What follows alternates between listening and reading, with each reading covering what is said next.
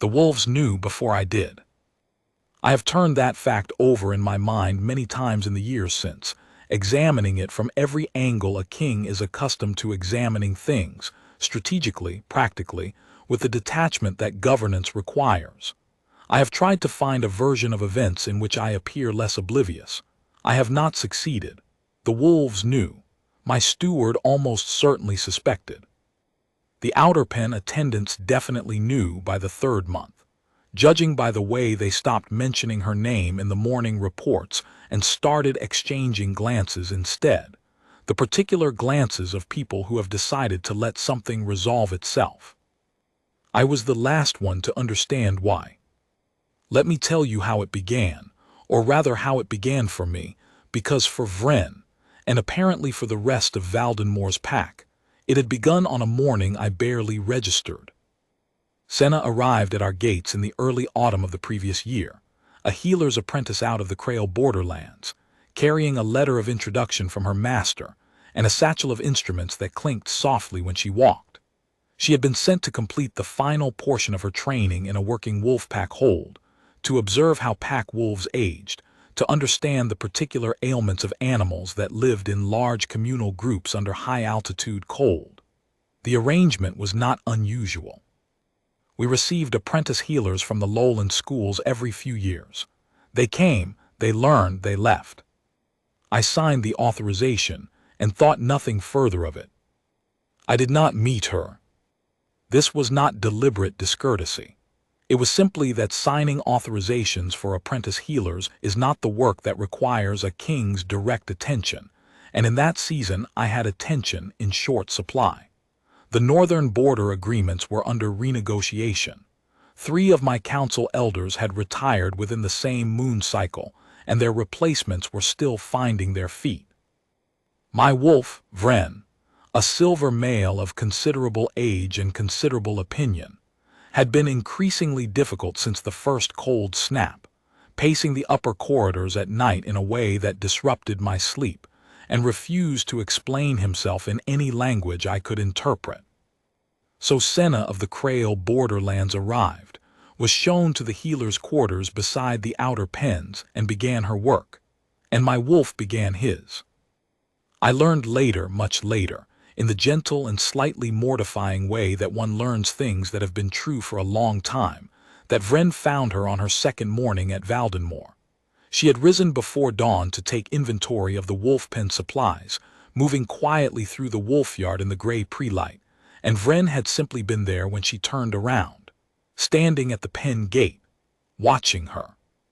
She had apparently looked at him for a long moment, and then gone back to counting bundles of dried wolfsbane antidote with the particular calm of someone who finds a large silver wolf watching them in the dark to be a perfectly ordinary occurrence.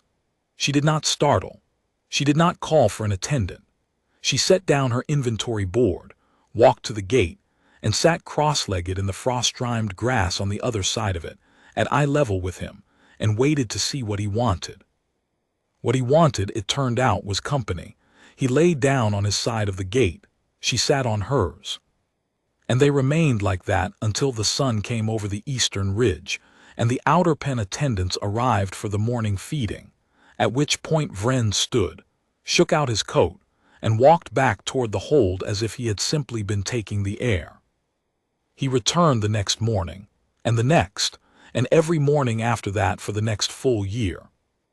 I noticed, in the distant way that one notices a habit that does not require one's intervention, that Vren had taken to spending mornings in the outer pens. I knew there was an apprentice healer in residence. I assumed the wolf's interest was medical. Vren was old enough that any self-respecting healer would want to assess him, and he was proud enough that he would submit to assessment only on his own terms and schedule. It seemed reasonable. I moved on. What I did not know, because no one told me and I did not think to ask, was that Senna never actually examined him in those morning sessions. She did not palpate his joints or listen to his breathing or assess his muscle condition. She sat with him. She talked to him quietly, in the unhurried way of someone who does not require a response, about small things, the quality of the light that morning, the plants she had found growing in the lower meadow, a problem she was thinking through in her work with one of the younger pack wolves who had been limping. Vren listened with the focused attention he rarely gave to anyone, including me, and occasionally shifted position so that his shoulder pressed against the gate post nearest her, which she would rest her hand against without comment, which was as close to contact as the gate between them allowed. By the second month, he had begun bringing her things. I discovered this detail last, and it was the one that undid me most completely, so I will save it. For now, understand only that a year passed in this fashion, Senna in the wolfyard before dawn, Vren finding her there, the morning ritual of whatever quiet exchange they had developed between them, and I moved through that year at the level of kings, councils and borders and supply agreements and the endless work of holding a territory together through the deep cold and the long thaw. I ate. I slept when Vren let me. I governed. I did not look at the outer pens. The morning everything changed was the second week of the following autumn, almost exactly a year from her arrival. I was in the council hall reviewing the revised border agreements when my pack steward, a careful man named Aldrich who chose his words with the precision of someone who has served volatile kings before me and is therefore relieved to serve me, came to the door and said, with the studied neutrality of a man delivering information he suspects will have consequences, "The healer's apprentice has informed me she will be departing in 3 days. Her apprenticeship is complete." I said, without looking up from the documents, "See to her travel provisions." Aldrich said, "Yes, my lord," and did not leave. I looked up. He was looking at the documents, then he looked at me, then he looked at the documents again. "Was there something else?" I said. "Vren has not eaten this morning," Aldrich said, "or last evening." I set down the border agreement. Vren had not refused a meal in 11 years. Not in illness, not in grief, not in the season 2 years ago when he had injured his left foreleg and been confined to the indoor den for a full turning of the moon. Vren ate with the dedication of an animal who understood that a body was a tool and tools required maintenance. A refusal to eat was not, for Vren, a statement about appetite. It was a statement about something else entirely. "Where is he?" I said. "The outer pen gate," Aldrich said. "He has been sitting there since she told me this morning." I was quiet for a moment. "And the healer's apprentice," I said, "where is she?" "Still in the wolfyard," Aldrich said. "She is finishing her morning rounds. She appears," he considered this, unaware of the connection. I stood. I told myself, as I walked through the old stone corridors and down the outer steps and across the wolfyard in the thin autumn light, that I was going to assess the situation. A king goes where his wolf goes silent. That is not sentiment, it is governance. A pack wolf's health is a pack's health, and Vren was not merely any pack wolf. He was the elder, the one the others oriented toward, the one whose behavior set the emotional register of the group. If Vren stopped eating, the pack would notice. If the pack noticed, there would be unsettlement. I was going to assess the situation. I told myself this right up, until I came around the corner of the outer pen wall and saw her. She was kneeling in the far pen, her back to me, her hand resting flat on the flank of a young female wolf who had been recovering from a winter illness, and was now, to all appearances, entirely recovered, round-bellied and bright-eyed, pushing her nose into Senna's palm.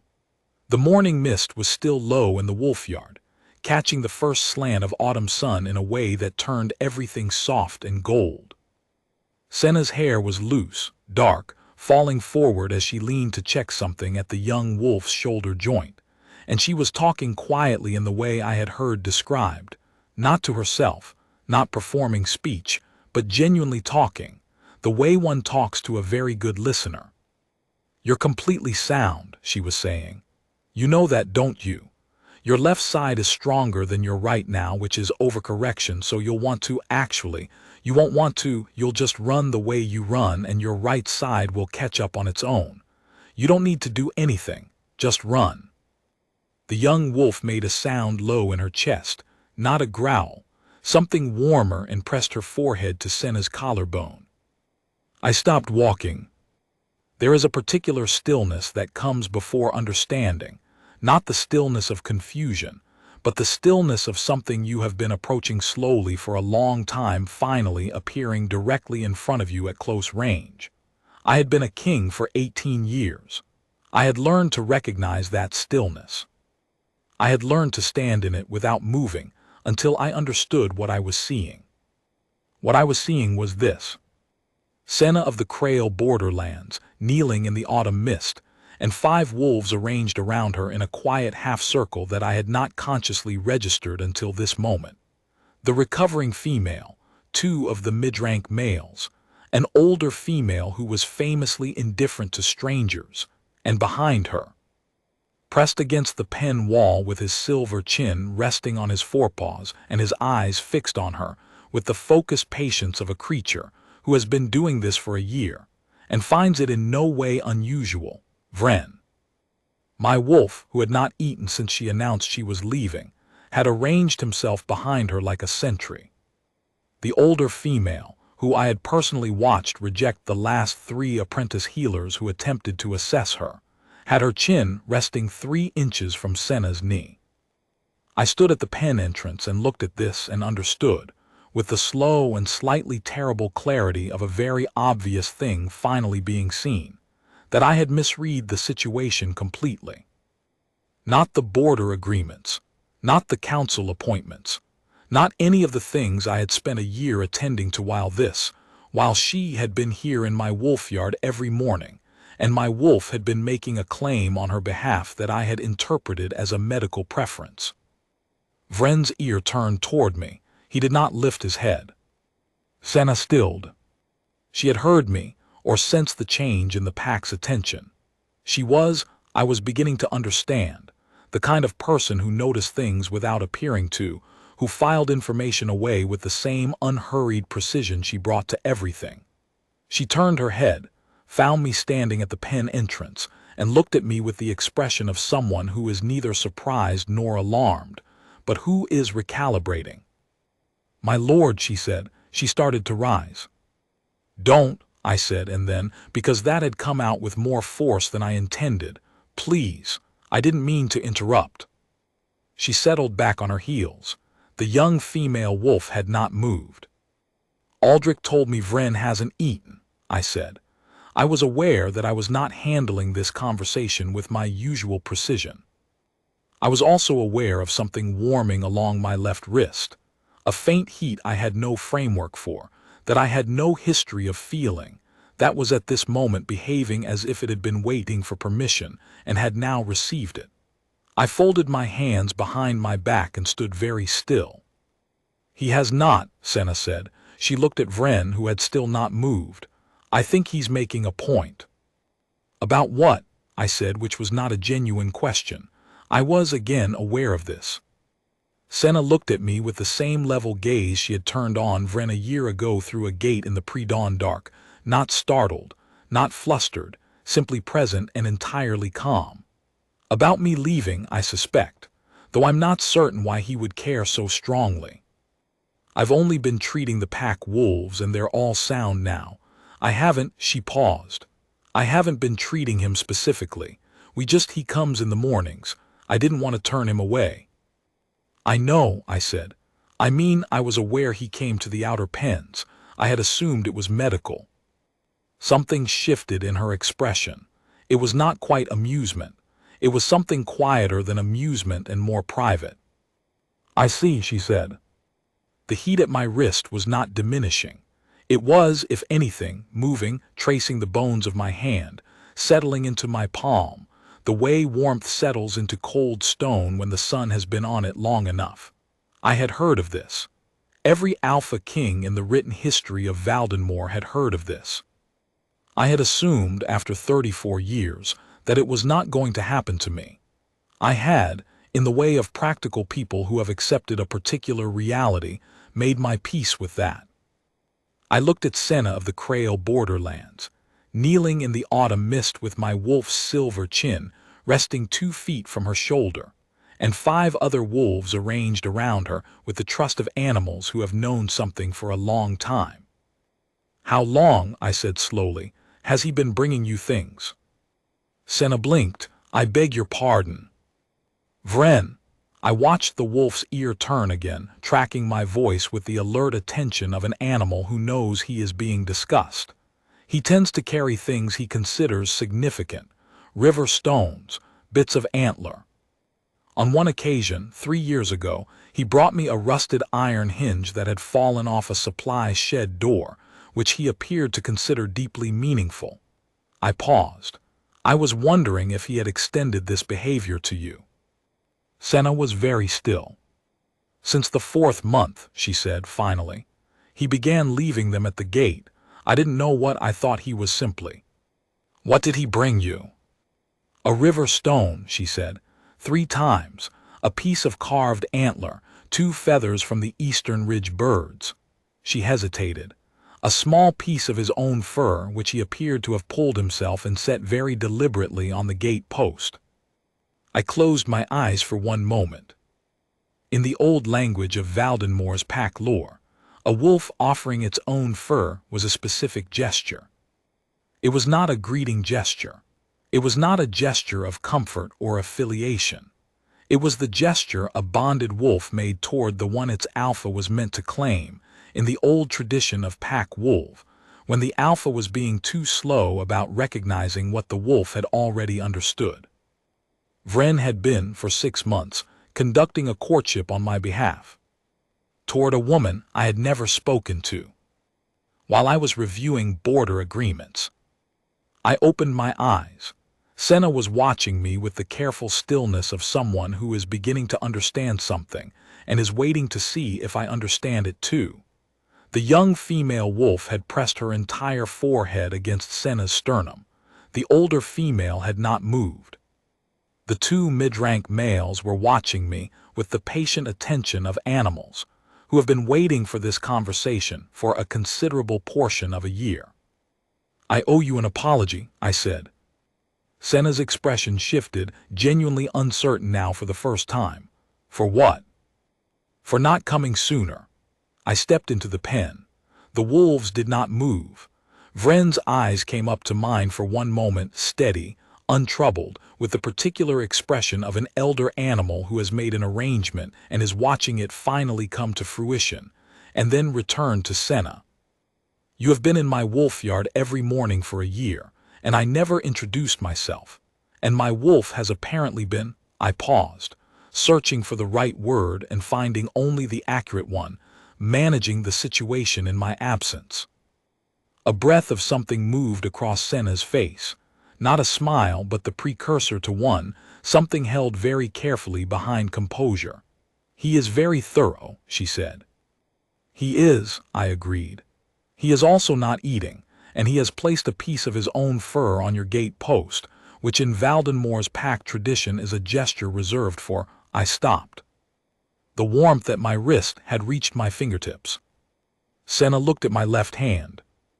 I had not extended it.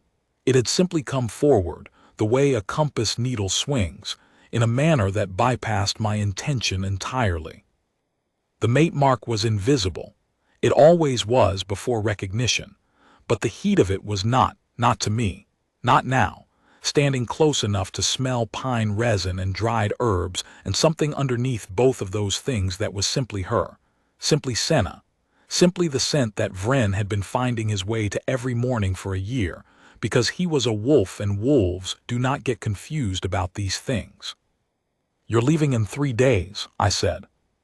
"My apprenticeship is complete," she said. It was not a contradiction. It was an acknowledgement, and under the acknowledgement was a question. I know.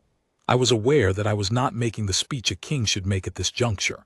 I was not marshalling arguments or laying groundwork or framing a negotiation. I was standing in an outer pen in the autumn mist, outmaneuvered by my 11-year-old wolf, and saying the thing that was true. "I know, and I have no grounds to ask you to extend it. Your work here is finished and done well by every account.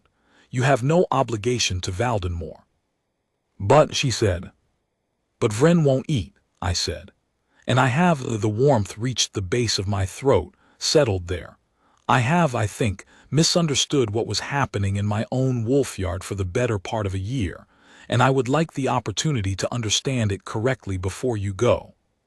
Senna looked at Vren. Vren looked at me. The older female shifted to press her nose briefly against Senna's elbow, with the air of an animal casting a vote. What would understanding it correctly require? Senna asked. Time, I said, more than 3 days. She was quiet for a moment. The autumn light had fully cleared the eastern ridge now, and the mist was burning off, and Valdenmoor's wolfyard in the clear morning was exactly what it had apparently been for a year. A healer's apprentice working among wolves who trusted her. A king arriving far too late to the evidence that had been in front of him since the second day. I have no apprenticeship to extend, she said carefully. No, I said. But Valdenmoor has a permanent healer's position that has been vacant for 2 years, and a pack that appears to have already made its decision on the matter, and a king who would like. I stopped again. I was aware that what I was about to say was not the language of governance. I said it anyway. Who would very much like to be introduced to you properly, if you'll allow it? Senna was quiet for 3 heartbeats, 4 or 5. Vren lifted his head. Not urgently, with the patience of a creature who has already done all the work and is simply waiting for the formality. I'm Senna, she said, of the Krail borderlands. I've been treating your wolves for a year. I know, I said, I'm Karen. I've been signing your monthly supply authorizations, without realizing I was the last one in the hold who didn't understand what was happening. The precursor to the smile came forward and became the smile itself. Not a bright thing, not a performance, but a small and genuine and warm thing that arrived without announcement, the way she apparently did everything. Vren brought me a piece of his fur, she said. I know, I said. In pack lore, she said, with the tone of someone who has been a healer's apprentice long enough to have read the relevant texts, that means something specific. It does, I said. He was doing it on your behalf, she said. He was. A beat. Your wolf, she said slowly, has been conducting a courtship on your behalf toward a woman you hadn't met for 6 months while you reviewed border agreements. That is an accurate summary, I said. Senna looked at Vren again. Vren's tail moved, not the full broad sweep of an excited young wolf, but the single measured wag of an elder animal confirming that yes, that is in fact what occurred, and no, he does not find it unusual, and yes, he would appreciate it if everyone could move forward now. He's very devoted, Senna said. He is, I agreed, embarrassingly so in this context. No, she said, and her voice had gone quiet, the same quiet she used with the wolves, not soft for its own sake, but soft because it was true. Not embarrassingly.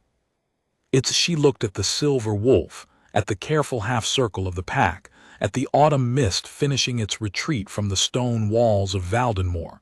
It's actually the kindest thing I've ever heard of. That he knew before you did. That he kept going to find me anyway. I sat down on the stone ledge that ran along the pen wall. A thing kings do not generally do in wolfyards, in working gear, in front of a healer's apprentice they have just met, because the warmth at my wrist had reached my chest and was doing something there that made standing seem like too much effort to justify. Senna looked at me with clear surprise. The mate mark, I said. I turned my left wrist over. It was visible now, faintly, the way starlight is faint, something you see better if you don't look directly at it, a silver tracing along the inner bones of my wrist. It activates when you're in proximity. I haven't felt this before. I'm managing the sensation. Senna's expression shifted into something careful and warm and entirely without pretense. Is it painful? No, I said. It's enormous, like something that has been true for a long time getting permission to be said aloud. She was quiet for a moment. Then she moved not toward me, but near me, settling on the stone ledge 2 feet away with her hands in her lap, and the young female wolf immediately rearranging herself to put her head across Senna's feet, which apparently Senna had been allowing for some time. "I should tell you," Senna said carefully, "that I have also been," she looked at the wolf on her feet, "I have been aware that the mornings here have been, that they have mattered to me. In a way that I didn't fully examine because there was no reason to, because my apprenticeship had a set end date and I was not in a position to." She stopped. "I thought Vren liked me because animals trust healers. I thought it was professional." "And now," I said, "now I'm sitting next to the alpha king of Valdenmoor in a wolf pen, and his mate mark is visible, and his elder wolf is watching us with the expression of someone who has been very patient for a very long time." She looked at Vren, who was now sitting fully upright with his chin level and his eyes calm. "And I think I might have been wrong about the professional nature of the mornings." "You were," I said, "though to be fair, I was wrong about them first and more thoroughly." She looked at me. "You really didn't know I was here, not really." "I knew there was an apprentice healer. I knew Vren had taken an interest in the outer pens. I did not know," I searched for the honest formulation, "I did not know that the two facts were the same fact.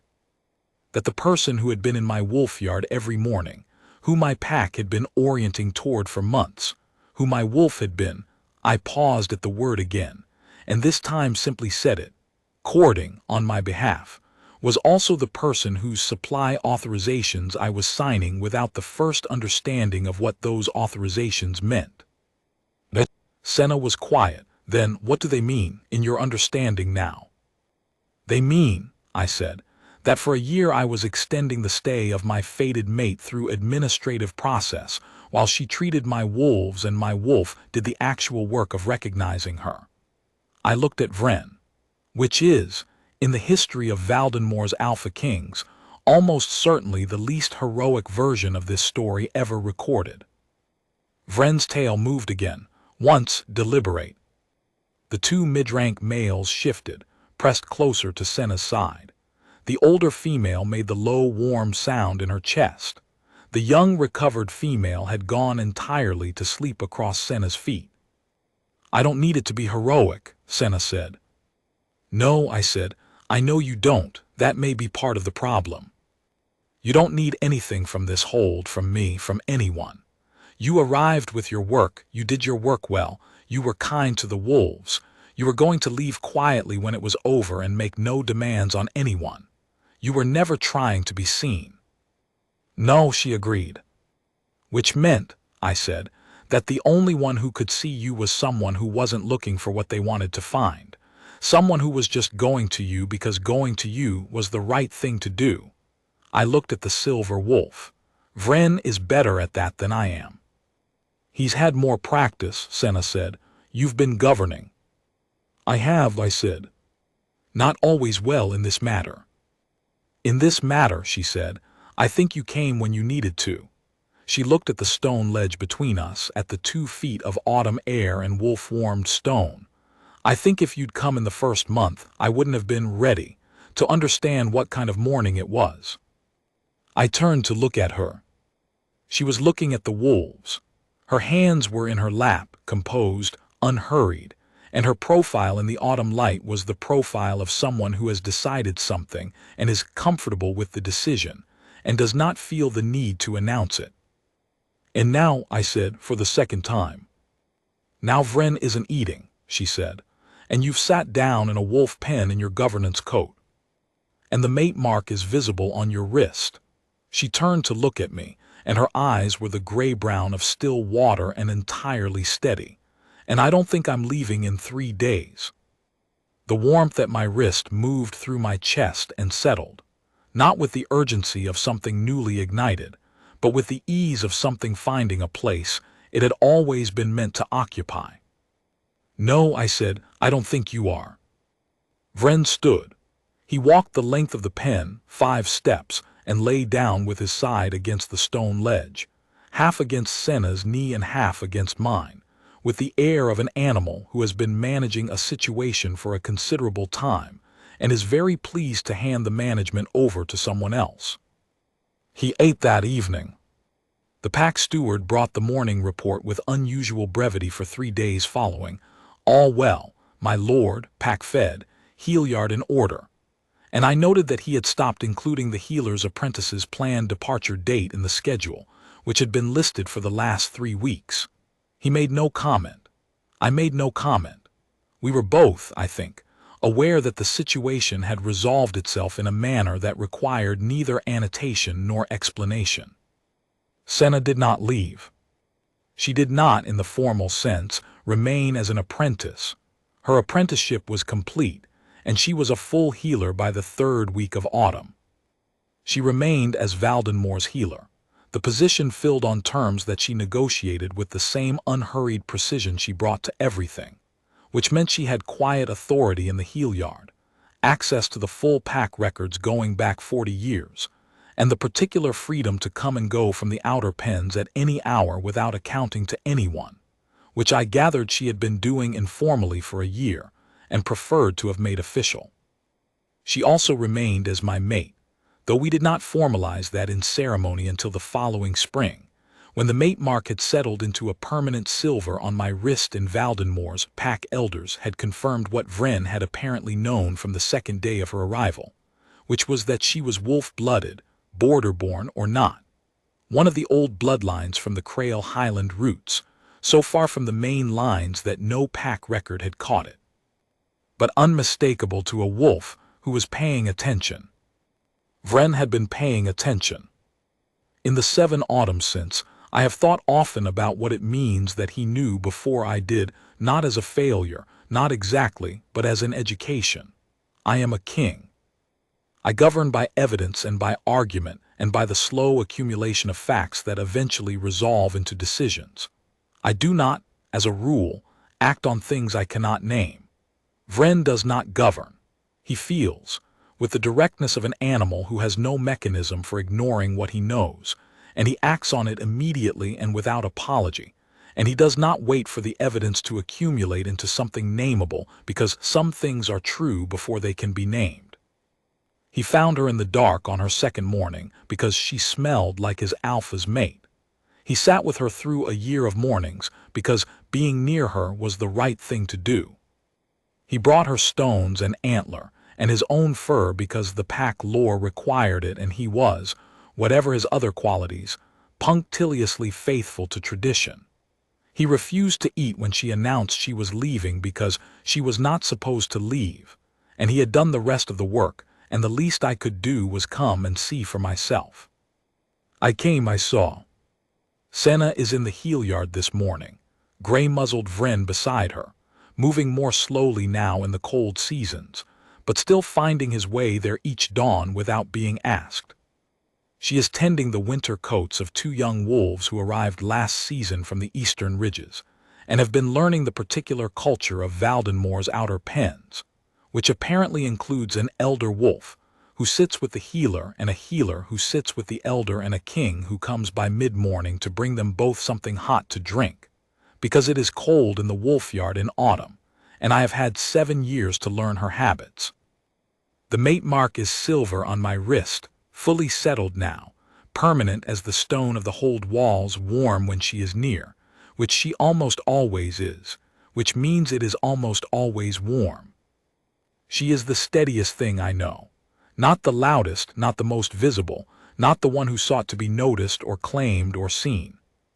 She came with her satchel and her quiet and her willingness to sit with a silver wolf at a gate in the pre-dawn dark and wait to see what he needed, and she treated every wolf in the pack as if their lives mattered individually, which they did, and she planned to leave when her work was done because that was what her work required.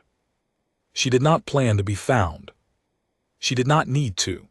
Vren found her long before I understood what finding meant.